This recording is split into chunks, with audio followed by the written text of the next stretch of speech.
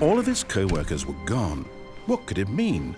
Stanley decided to go to the meeting room. Perhaps he had simply missed a memo.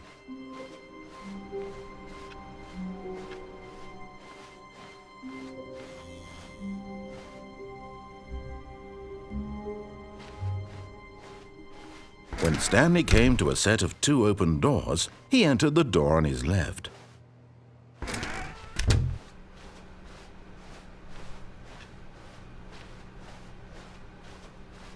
Yet there was not a single person here either. Feeling a wave of disbelief, Stanley decided to go up to his boss's office, hoping he might. Coming to a staircase, Stanley walked upstairs to his boss's office.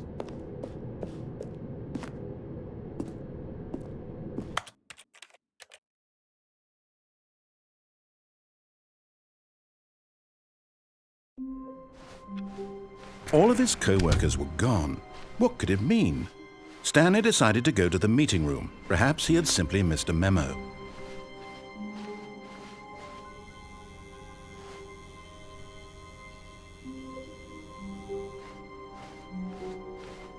When Stanley came to a set of 2 open doors, this was not the correct way to the meeting room, and Stanley knew it perfectly well. Perhaps he wanted to stop by the employee lounge first, just to admire it. Ah, yes, truly a room worth admiring. It had really been worth the detour after all, just to spend a few moments here in this immaculate, beautifully constructed room. Stanley simply stood here, drinking it all in. But eager to get back to business, Stanley took the first open door on his left. And so he detoured through the maintenance section, walked straight ahead to the opposite door, and got back on track.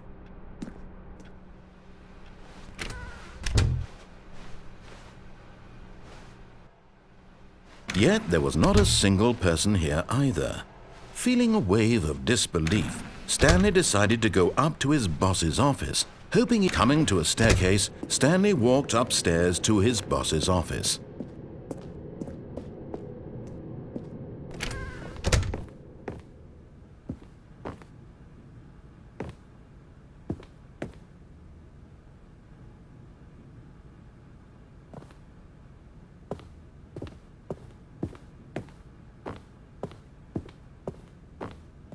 Stepping into his manager's office, Stanley was once again stunned to discover not an indication of any human life.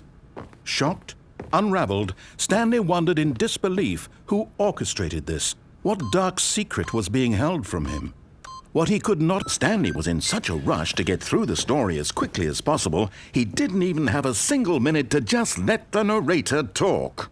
That kind of anxiety isn't healthy. So he relaxed for a few moments with some calming New Age music.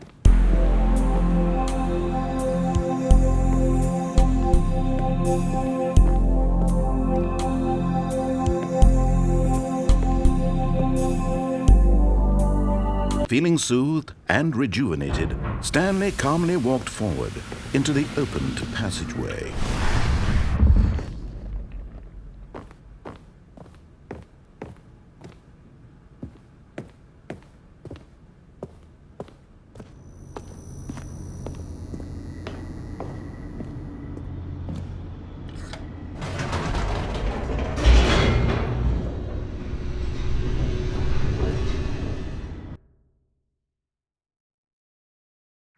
Descending deeper into the building, Stanley realized he felt a bit peculiar.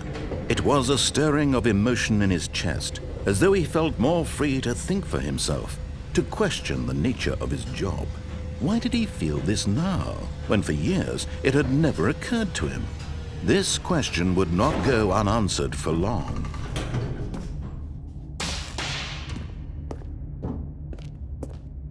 Stanley walked straight ahead through the large door that read Mind Control Facility.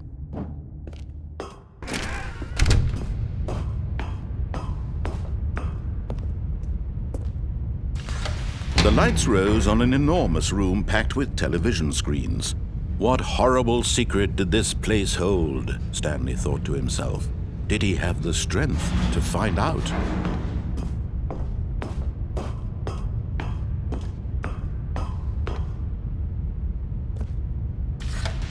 Now the monitors jumped to life, their true nature revealed. Each bore the number of an employee in the building, Stanley's co-workers. The lives of so many individuals reduced to images on a screen, and Stanley, one of them, eternally monitored in this place where freedom meant nothing.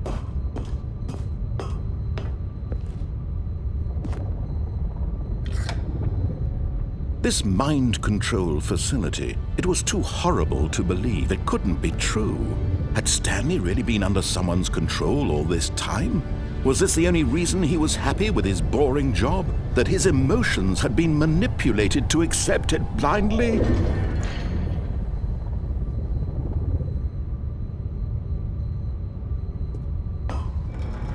No, he refused to believe it. He couldn't accept it. His own life in someone else's control? Never! It was unthinkable, wasn't it? Was it even possible? Had he truly spent his entire life utterly blind to the world?